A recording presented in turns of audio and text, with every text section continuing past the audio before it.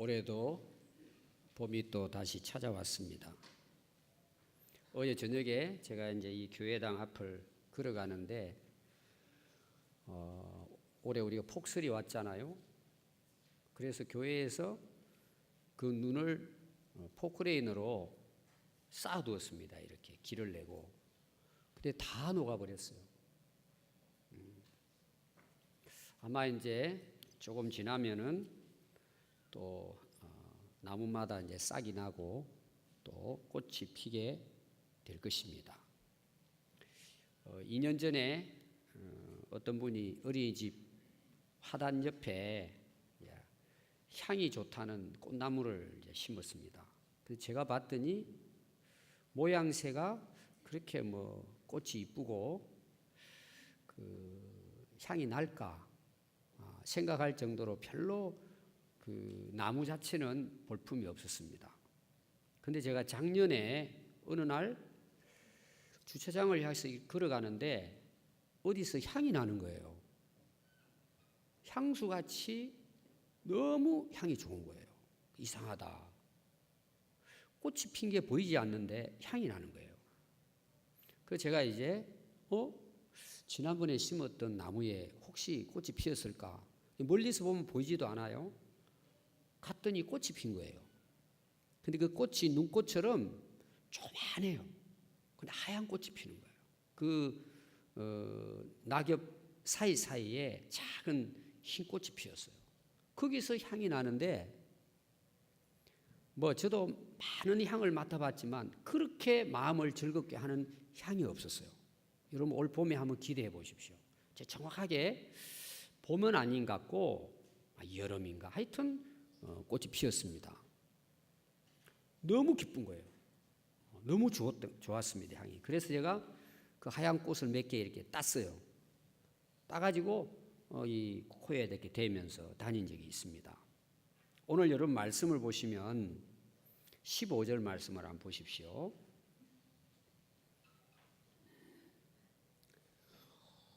우리는 구원받는 자들에게나 망하는 자들에게나 하나님 앞에서 뭐라고요? 그리스도의 향기라 그래요. 향기. 그리스도로부터도 향이 나는 거예요. 우리가 그 향이라는 거예요. 자, 이 말씀은 사도 바울께서 고린도 교회 성도들에게 한 말씀입니다. 그 당시 이 고린도 교회는 그 사도 바울이 2차 전도 여행을 하면서 이제 전도를 해서 세운 교회입니다. 그 고린도 교회 성도들에게 너희는 그리스도의 향기다. 여기 오늘 우리라는 이 말은 예수 믿는 그 당시 고린도 교회 성도들 또 이제 사도 바울 이 우리는 오늘 우리도 해당이 되는 것입니다. 예수 믿는 우리 모두를 향한 말씀이에요. 그리스도를 우리가 구주로 믿고 우리가 구원받았다면 우리가 하나님 앞에서 또 여러 사람 앞에서 그리스도의 향기라는 거예요. 오늘 제가 이 말씀을 전하려고 하는 목적은 여기 있어요. 우리 모두가 그리스도의 향기라는 거예요. 향기가 되자는 거예요. 향기가 되자. 우리 옆에 있는 분들 한번 기분 좋게 인사 한번 합시다. 당신은 그리스도의 향기입니다.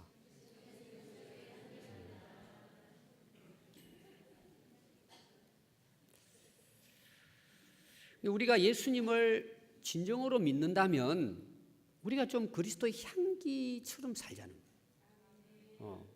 향기를 바라는 거죠. 여기 보니까 하나님 앞에서도 그리스도의 향기라는 거예요. 하나님이 우리의 그 그리스도 안에서 풍기는 그 향기를 통해서 하나님도 기뻐하신다. 저는 여러분들의 가정이 그리스도인의 가정이 그 아파트나 그 이웃에 그리스도의 향기로 풍겨나기를 바랍니다. 또 여러분들의 셀 모임도 있잖아요. 모이면은 뭐예요? 주변 사람들이 저 평안교회 성도들이 가정에서 모여서 예배도 드리고 교제도 나누는데 그게 향기로 풍기는 거예요. 또 우리 남전도회나 여전도회, 하여튼 그리스도 안에 모임을 갖는 거기에는 다 그리스도의 향기로 풍기는 거예요. 저는 우리 평안교회도 이 지역에 그리스도의 향기로 풍겨나기를 바랍니다. 오늘 제가 설교하고자 하는 주제가 이겁니다. 그래서 이웃을 살리고 나라를 살리고 우리 이웃을 행복하게 만들고 우리 때문에 주변 사람들이 즐거워하고 그런 향기가 될 수 있기를 바랍니다. 자, 오늘 이 12절부터 말씀을 한번 차근차근 보도록 하겠습니다. 이 사도 바울이 그리스도의 복음을 위하여 어디에 이르죠? 드로아라고 하는 도시에 드로아. 따라해 드로아. 예. 드로아라는 도시는 지금으로 말하면 터키 지역의 제일 서쪽 부분입니다. 터키 지역, 소아시아 지역에, 그러니까 지중해 발칸 반도 그쪽 끝 항구예요. 항구. 그 아래쪽에 이제 에베소 교회가 있어요. 유명한 에베소 교회가 이 소아시아 지역의 유명한 항구 도시입니다. 그럼 그 드로아 항구 도시에서 건너편이 어디냐? 유럽이에요. 그리스 로마가 있는 곳입니다. 그쪽을 이제 그걸 건너가면 그 당시 지역을 마게도냐라고 한 거예요. 마게도냐. 알렉산더 대왕이 옛날 그 다스렸던 그 지역이죠. 그리고 그리스 로마 유럽이 그쪽에 있습니다. 이 드로아라고 하는 항구는 유럽으로 갈 때 특별히 이제 사도 바울이 지금 고린도 교회를 가려고 한단 말이에요. 그래서 거기서 배를 타고 이제 고린도 교회로 가는 것입니다. 고린도는 이제 유럽의 제일 아래쪽이에요. 이게 드로아라고 하는 그 항구 도시인데 이 드로아에 도착하게 됩니다. 그 사도 바울이. 근데 이 드로아에 도착했는데 거기 보니까 주 안에서 문이 내게 열렸다. 문이 활짝 열렸다는 거예요. 무슨 문일 것 같아요? 드로아에 뭐 큰 성문의 문이 열렸다는 뜻일까요? 자, 사도 바울이 뭘 위해서 지금 드로아에 이르죠? 그러면 여기 주 안에서 문이 열렸다, 내게 문이 열렸다, 뭐 같아요? 전도의 문이 열렸다는 거예요. 활짝 열렸다는 거예요. 다시 말하면 복음을 전할 수 있는 기회가 왔다는 거예요. 하나님이 그렇게 복음을 전하러 다니는 사도 바울에게 주 안에서 그 사도 바울의 열정이 복음을 전해서 영혼을 살리는 거잖아요. 근데 드로아에 이르는데 복음을 전할 수 있는 기회의 문이 활짝 열렸다는 거예요. 저는 우리 교회에 이런 역사가 일어나기를 바라요. 하나님께서 문을 열어주시는 거예요. 교회가 해야 될 가장 소중한 일이 뭐겠어요? 복음을 전하는 거죠. 이 어두운 세상에 빛 대신 예수 그리스도를 전하는 것이 우리의 사실 궁극적인 사명이에요. 오늘 우리 집사님이 기도하셨지만 우리가 진짜 해야 될 일이 뭐냐 이거예요. 진짜 해야 될 일이. 오늘 사도 바울도 그러잖아요. 내가 그리스도의 복음을 위하여 들어와야 이런 거예요. 지금 고린도 교회로 가려고 하는데 근데 문이 확 열린 거예요. 이건 좀 이따 제가 또 이어서 설명하면 여러분들이 뭔 뜻인지 이제 내용을 알 것입니다. 그래서 사도 바울은요, 진짜 복음을 전하는 것이 그의 삶의 목적이었어요. 실제로 사도 바울은. 그러니까 주께서 어떻게 해요? 열어주시는 거예요. 그러니까 사도 바울이 사도로서의 그 사명감이 뭐냐? 순수한 거예요. 정말 그는 복음을 위한 거예요. 그래서 하나님께서 어떻게 해요? 그의 복음의 사역을 승리로 항상 이끄시는 거예요. 핍박도 있고 고난도 있지만 하나님이 그 길을 뭐예요? 열어주시는 거예요. 저는 우리 평안교회가 24년을 지내오면서 오늘 여기까지 온 것은 저는 기적이라고 보는 거죠. 개인적으로는. 정말 할 수 없는 일을 하나님은 하게 하신 거예요. 여러분 한 영혼을 전도해가지고 그 사람이 변화되는 게 얼마나 힘든 줄 아십니까? 여러분 쉽지 않아요. 지금 한국 교회 100개 개척하면요 살아남는 교회가 한두 개 교회라는 거예요. 그도 겨우 유지할 수 있는 것만 해도 하나님이 복음의 문을 열어주셨기 때문에 오늘 저와 여러분들이 여기 있는 거예요. 아멘. 하나님이 열어주시는 거예요. 그러면 언제 열어주실까? 오늘 사도 바울의 강조점은 그리스도의 복음을 위하여라는 거예요.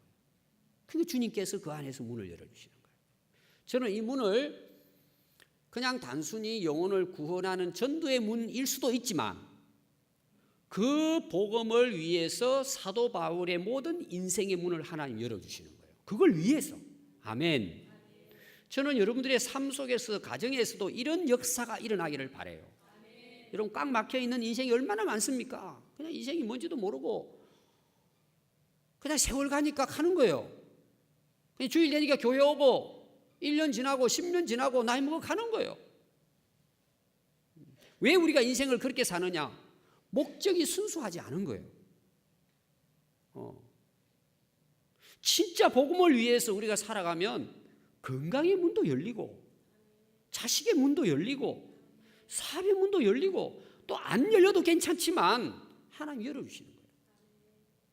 저는 그런 놀라운 역사가 우리 평안교회 우리 성도들의 삶 속에서도 일어나기를 바랍니다.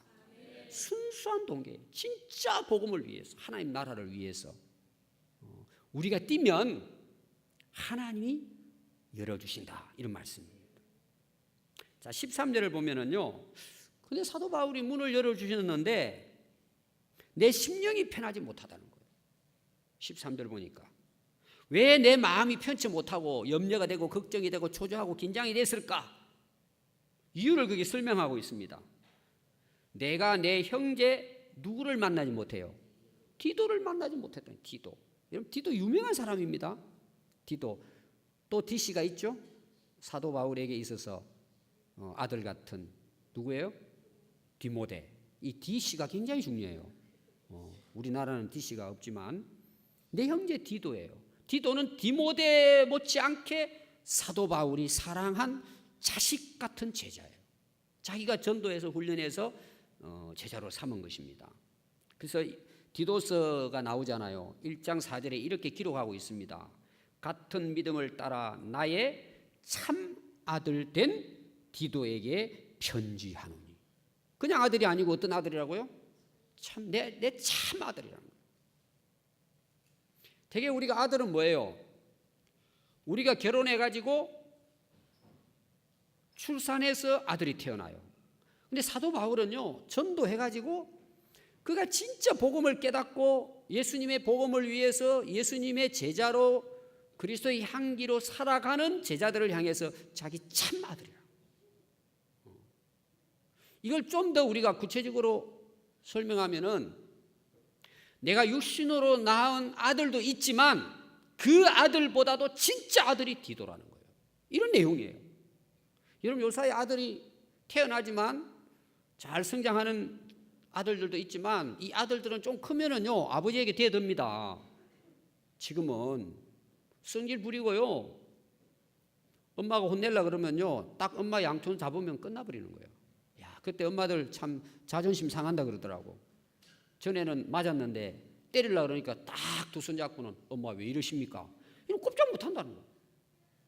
얼마나 속상하겠어요. 그렇게 해서 키웠는데. 근데 바울에게는 디도가 진짜 자기 아들이에요. 그렇게 표현한 건 뭘까요? 복음을 전해서 그가 진짜 예수님을 영접하고 변화가 돼서 자기와 동일하게 복음을 위해서 디도가 하나님 앞에 아름답게 살았기 때문에 목회자가 된 거예요. 이 디도가 그 당시 교회를 담당했습니다. 디모데 못지않게 너는 내 참 아들이라는 거예요. 여러분 이런 아들 많이 낳으시기 바랍니다. 축복이에요. 하늘나라 가면 이들이 나의 멸류관이라 그랬어요. 나의 기쁨이고 나의 멸류관이라 그랬어요. 사도 바울. 여러분 자녀들도 그렇게 양육해야 되지만 오늘 주변에 많은 죽어가는 영혼들을 여러분들이 복음을 전해서 그들을 살려내서 그들이 하나님 안에서 거듭나게 해서 그들이 또 여러분과 동일한 그리스도의 복음을 위해 살아가는 제자로 세우면 그들이 나의 참 참 나의 딸들이에요. 여러분 그런 삶을 살아갈 수 있기 바랍니다. 이 사도 바울에게는 그렇게 참 아들로 여겼는데 이 디도가 드로에서 만나기로 했는데 보이지 않는 거예요. 빨리 지금 고린도 교회로 건너가야 되는데 디도를 통해 가지고 그 고린도 교회의 사정을 지금 미리 다 알아보기로 하고, 그리고 고린도의 교회에 가가지고 뭔가 사도 바울이 고린도 교회에 가서 사역할 수 있는 일들을 하려고 한 거예요. 무슨 내용이냐 하면은 지금 우리가 고린도 후서를 읽었잖아요.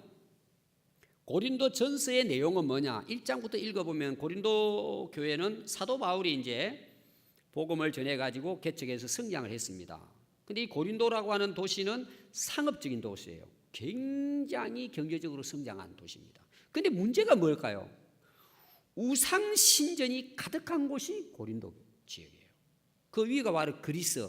오늘날도 가면은 그 고린도 지역이라든지 그리스 지역 같은데 신전이 다 있잖아요. 옛날 로마, 그리스 로마 시대의 신전들이 뭐 제우스부터 시작해가지고, 얼마 전에 제가 또 세계적인 그 유적 제가 그 신전 이야기했죠. 그냥 막 우상 숭배하는 신전이 뭐 주피터 신전 이렇게 다 거기 다 있어요. 그러니까 막 우상으로 가득한 도시가 이 고린도 도시입니다.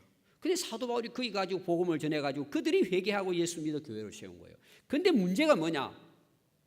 여러분 다 보십시오. 철학이 뛰어난 도시입니다. 거기가 그리스 로마와 고린도가 같은 그 지역이란 말이에요. 철학 뛰어나죠. 학문이 뛰어납니다. 아테네. 또 뭐 경제적으로 부강합니다. 그럼 여러분 되게 보세요. 머리 좀 뛰어나고 돈 많이 가졌어요. 신앙이 들기 어려운 거예요. 그러니까 교회에 사람들이 복음을 듣고 모였어요. 모이기는 뭐 많이 모였어요. 그런데 고린도 교회가 문제가 큰 것입니다. 바울이 한 2, 3년 거기서 목회를 했거든요. 잘했어요. 떠났는데 들리는 소식은 자기들끼리 찢고 벗기고 싸우고 막 분쟁하고 분열되고 윤리 도덕적으로 타락하고 음행하고 송사하고 막 교만해서 서로 싸우고, 또 은사 문제를 가지고 또 문제가 일어나고, 아주 그냥 지금 교회나 그 당시 고린도 교회나 비슷한 인간들이 가지고 있는 죄악상이 교회 안에 가득한 거예요. 그러니까 막 사도 바울이 얼마나 고민하고 기도하면서 갈등하면서 쓴 하나님의 말씀이 고린도전서예요. 고린도전서예요. 그래서 막 거기다가 막 책망하고, 그리고 교회를 혼란스럽게 하는 자들을 다 치리하고, 교회를 성결하고 거룩하게 하나님이 기뻐하는 교회로 세워야 한다. 그리고 고린도전서를 써서 보낸 거예요. 근데 보내놓고 나서 또 사도 바울 입장에서는 너무 이제 심한 말들도 했단 말이에요. 그 안에 보니까 마음이 이제 이게 또 아픈 거예요. 그래서 그 반응이 어땠을까? 그걸 디도에게 듣고 싶었던 거예요. 미리 그래서 듣고 어떻게 해서 가서 고린도 성도들을 바르게 세워줄까? 그렇게 고민했던 책이 고린도 후서예요. 그래서 건너가려고 하는데 디도는 보이지도 않고 소식도 없고, 지금 같으면 뭐 카톡이라도 보내고 너 어디 있냐 빨리 와라. 그럼 KTX 타고 어디 만나자. 그러고 가면 되는데 그때는 뭐 말 타고 뛰어야 되는데 일주일이 걸리던 이 소식이 모르는 거예요. 그러니까 막 사도 바울이 가서 뭔가를 이걸 가르쳐야 되는데 어떻게 해야 될까 하다 보니까 이제 고민하게 됐다, 이런 내용이에요. 그러나 어쩔 수 없이 드로아의 성도들과 작별을 하고 고린도로 넘어가는 것입니다. 그러면서 여러분 14절 한번 보십시오. 항상 우리를 그리스도 안에서 이기게 하시고 우리로 말미암아 각지에서 그리스도를 아는 냄새를 나타내시는 하나님께 감사하노라. 자, 또 사도 바울이 마음은 참 편했지만 뭐예요? 항상 우리를 그리스도 안에서 어떻게 해요? 이기게 하신다. 우리의 승리의 비법은 내가 그리스도 안에 있을 때. 아멘. 앞에 문이 열리는 것은 그리스도의 복음을 위해 살아갈 때, 우리가 인생을 살아가면서 많은 힘들고 어려운 염려, 걱정이 있지만 이길 수 있는 길이 뭐냐? 그리스도 안에 있을 때예요. 그리스도 안에 있을 때. 그래서 우리로 말미암아 각 도시 지역에서 그리스도를 알 수 있는, 그리스도를 알게 하는, 그리스도를 아는 냄새를 나타내게 하시는 하나님께 감사하노라. 여기 냄새라는 말이 나오죠. 냄새. 좀 이따 이제 우리가 15절에 이제 향기라는 말씀도 나오는데, 이 냄새라는 말을 왜 이 사도 바울이 썼느냐 하면, 그 당시 이제 로마 그 제국이 지배할 때잖아요. 그쪽 지역을. 근데 이제 로마 그 군사들이 뭐 전쟁터에 나가가지고 승리하고 돌아옵니다. 계승가를 부르잖아요. 막 부르면은요, 주피터 신전에서 막 신전마다 막 대제를 막 잡고 막 이런 이제 그 희생 제물을, 승리의 희생 제물을 자기들의 우상에게 이제 바치는 거예요. 그러니까 막 온 신전마다 그 계승하는 군사들을 위해서 희생 제물을 드리니까 막 그 고린도 지역뿐만 아니라 온 사방이 뭐예요? 그 제사 드리는 그 냄새에다가, 그 다음에 또 대개 여러분 가보면 알지만은 향을 피웁니다. 향내에다가 막 완전히 그 도시가 진동하는 거예요. 그럼 여러분 보십시오. 전쟁에 승리한 자들에게 있어서 그 냄새는 어떤 냄새일까요? 승리의 냄새예요. 영광의 냄새예요. 기쁨의 냄새예요. 근데 또 포로들 끌고 온단 말이에요. 노예로 써먹기 위해서. 포로들이 막 줄이 묶여가지고 질질 끌리면서 막 포로들이 쫙 줄을 서서 도시로 들어오니까 무슨 냄새가 나요? 로마 시민들은 기뻐하고 즐거워하면서 막 노래 부르면서 하는데, 그들에게 그 냄새는 무슨 냄새예요? 사망의 냄새예요. 죽음의 냄새예요. 절망의 냄새예요. 그러니까 오늘 거기 나오는 그리스도를 아는 냄새를 나타내게 하신 하나님께 감사하다는 말은 뭐예요? 승리의 냄새예요. 그러니까 우리 그리스도인의 삶이라는 것이 그리스도 안에 승리함으로 자기 자신들을 통해서 하나님을 알지 못하는 자들에게 그리스도를 아는 냄새를 풍기는데, 어떤 자에게는 그것이 사망의 냄새가 돼가 이제 16절에 그 구체적인 내용이 나옵니다. 어떤 사람에게는 생명이 이르는 냄새다. 그렇게 사도 바울이 표현하고, 자기 자신이 그리스도의 냄새를 풍겨서 많은 영혼들을 살려내는 그리스도를 나타내게 하는 냄새가 된 것을 감사한다. 두 가지 감사를 해요. 첫 번째는 승리하게 하신 하나님이죠. 사도 바울이 이렇게 말할 수 있어요. 내가 능력 있고 내가 열심히 했으니까 내가 승리했다, 이렇게 말할 수 있어요. 근데 사도 바울은 우리를 승리하게 하신 분은 하나님이시라는 거예요. 주관자는 하나님이시라는 것입니다. 사역의 승리는 하나님께 있다는 것을 지금 고백하고 있는 것입니다. 그리고 사도 바울은 그 복음을 위해서 하나님의 종으로, 복음의 동으로 쓰임 받음에 대해서 감사하는 거예요. 사도 바울의 사역의 승리의 비법은 그리스도 안에 있음을 그는 깨닫고 하나님께 감사했습니다. 항상 하나님이 이기게 하신다. 두 번째는 뭘까요? 그리스도를 아는 냄새를 많은 사람들에게 풍기게 하신 하나님께 감사하다는 것입니다. 여러분, 사도 바울은요, 그리스도를 만난 사람이에요. 부활하신 예수님을 만났어요. 만난 경험이 있는 거예요. 여기 안다는 의미는 지적인 알미 아니고 삶을 통해서 경험된 지식이에요. 여러분, 이런 거 많이 느끼죠? 학교에서 공부는 했어요. 성경 읽으면서 그 구절은 암송을 해요. 근데 채득되지 않은 거야. 그렇게 많이 하나님 말씀을 듣고 알아요. 가르치기도 해요. 근데 그게 내 몸으로 깨닫지 못한 거예요. 여기 사도 바울이 많은 지식이라는 말은 그걸 이야기하는 거예요. 아는 것은 그리스도를 내가 몸으로 체험했다는 거예요. 그게 진짜 지식이야. 그러니까 사도 바울은 그 복음을 다른 사람들에게, 그 그리스도를 다른 사람들에게 나타나게 할 수 있었던 거예요. 저는 우리 자녀들의 인생은 부모에게 달렸다, 제가 늘 강조하는 내용입니다. 부모들이 교회는 오래 다니는데 믿음이 없어요. 그리스도를 모르는 거예요. 그분과의 1대1의 인격적인 만남이 없는 거예요. 그럼 그 자녀들은요, 부모가 교회 집사를 할지라도 신앙생활하고 아무 상관없이 살아요. 물론 교회는 데려올 수 있어요. 변화가 없어요. 저는 우리 성도들이 지금도 살아계신 하나님을 만나기를 바라요.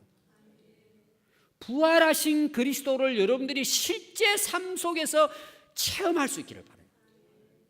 그렇게 할 때 여러분들의 삶이 어떻게 되느냐? 그냥 냄새가 나는 거예요. 나에게서 나는 냄새가 아니에요. 그리스도로부터 나는 냄새이기 때문에 그리스도를 체득하면, 그리스도를 만난 지식을 갖게 되면 냄새를 내게 되는 거예요. 향수 안 뿌려도 돼요. 그리스도의 향기가 나는 거예요.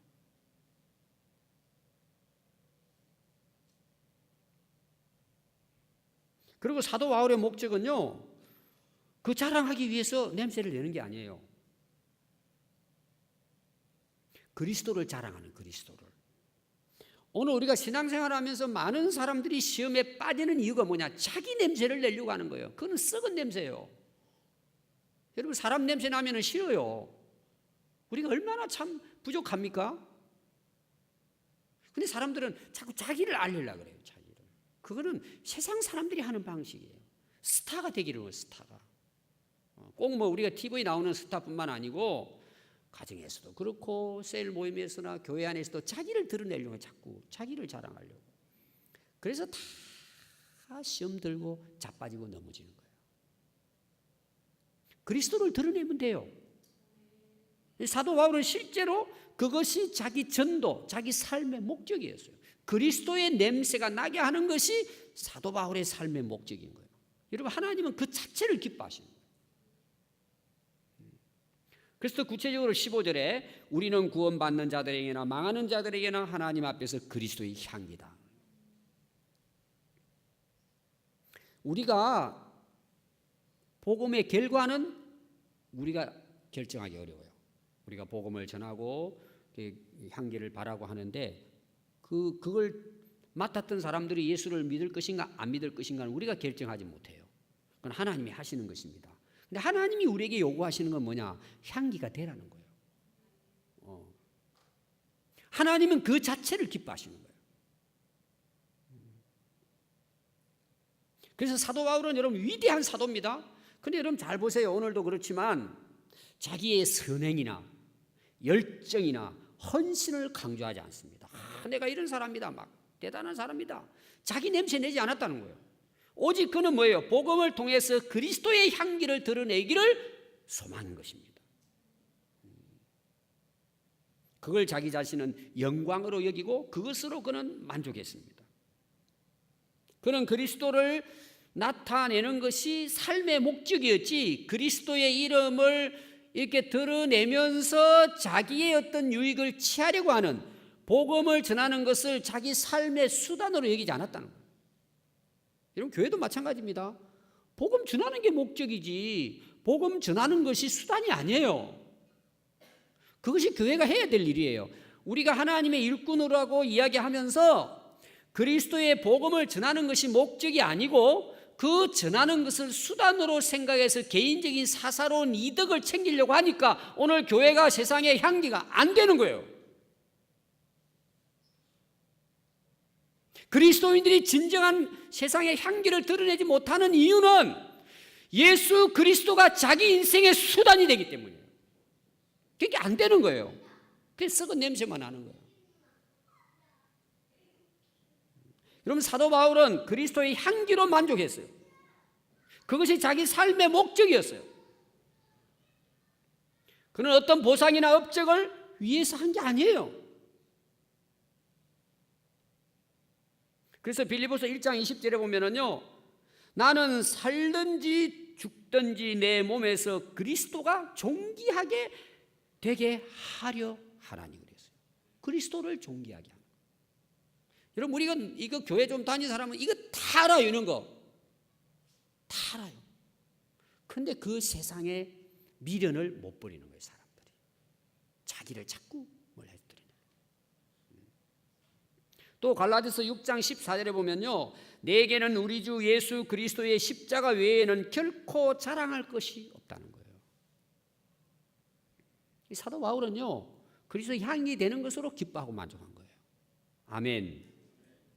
그래서 16절에 보면 이 사람에게는 사망으로부터 사망에 이르는 냄새요, 저 사람에게는 생명으로부터 생명에 이르는 냄새라. 누가 이 일을 감당하리요? 이 향기라는 것은 양면성이 있다는 거예요. 양면성. 이게 뭐냐 하면요, 우리가 그리스도의 복음을 전해요. 우리의 삶이 정말 세상의 향기가 돼요. 그럼 세상 사람들이 그걸 맡으면서, 그 복음을 들으면서 다 예수 믿고 구원 받느냐? 아니라는 거예요. 오히려 핍박하고 죽이고 대적하고 그런 사람들이 훨씬 더 많아요. 그럼 보세요, 예수 그리스도의 복음의 향기를 바래요, 사도 바울이. 근데 두 가지 결과가 나타나는 거예요. 그걸 믿고 받아들이는 사람은 생명의 냄새예요. 근데 그걸 거부하고 그걸 반대하고 믿지 않고 대적하는 사람은 뭐예요? 사망의 냄새예요. 그러니까 이 복음이 전달될 때는요, 결과는 양면성이에요.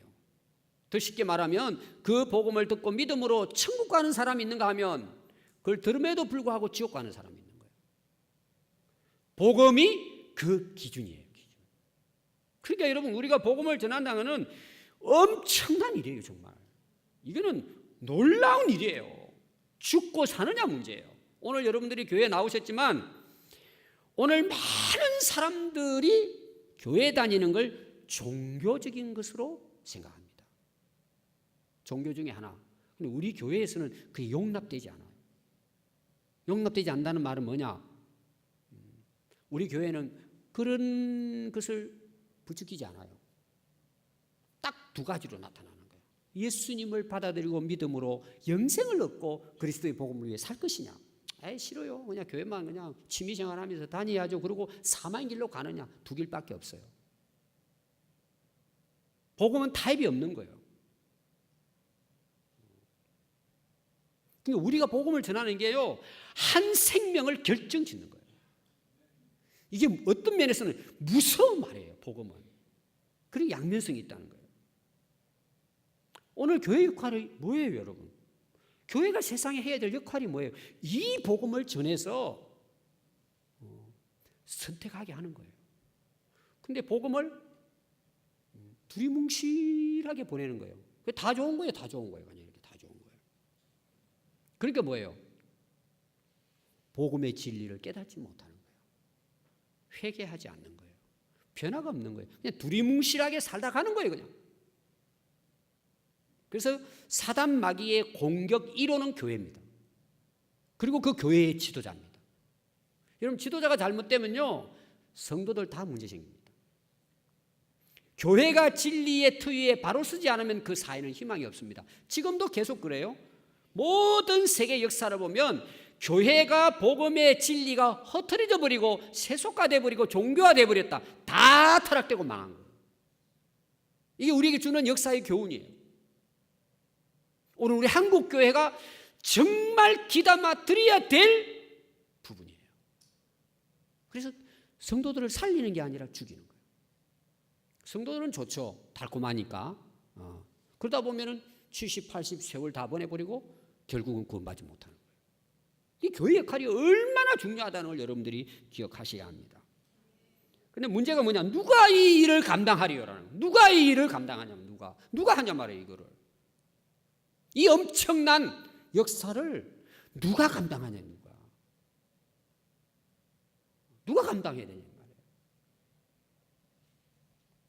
이 엄청난 사명이 교회에 있는 거예요. 우리 그리스도인들에게 있는 거예요. 그럼 누가 이걸 앞장서서 이 감당을 해야 되는 말이에요.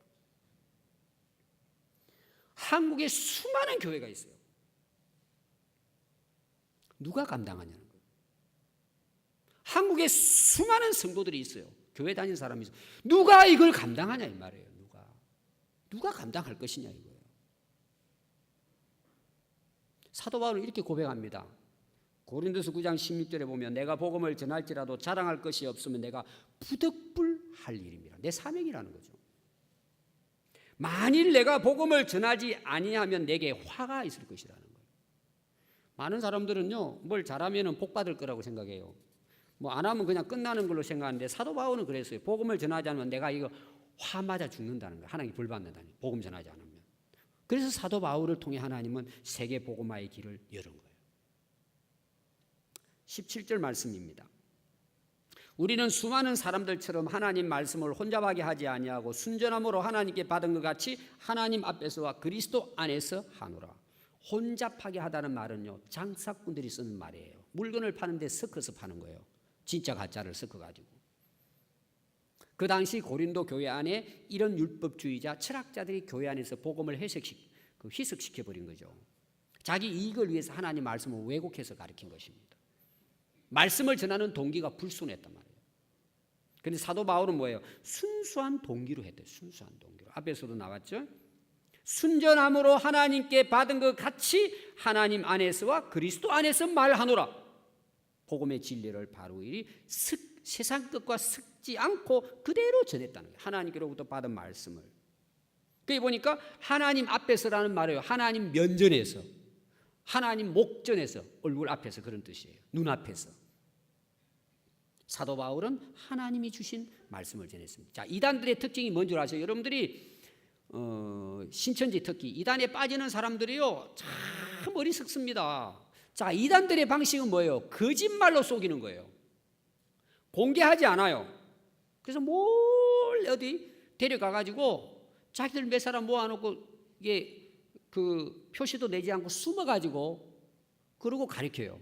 아니 그게 진리라면은 왜 숨어가지고 사람들을 빼내가가지고 몰래 그리고 성도들에게는 절대 목사님에게 말하지 말라 그러고 데려가서 가르쳐요. 아니 그게 진짜 진리라는데 왜 속여요? 왜 거짓말을 해요?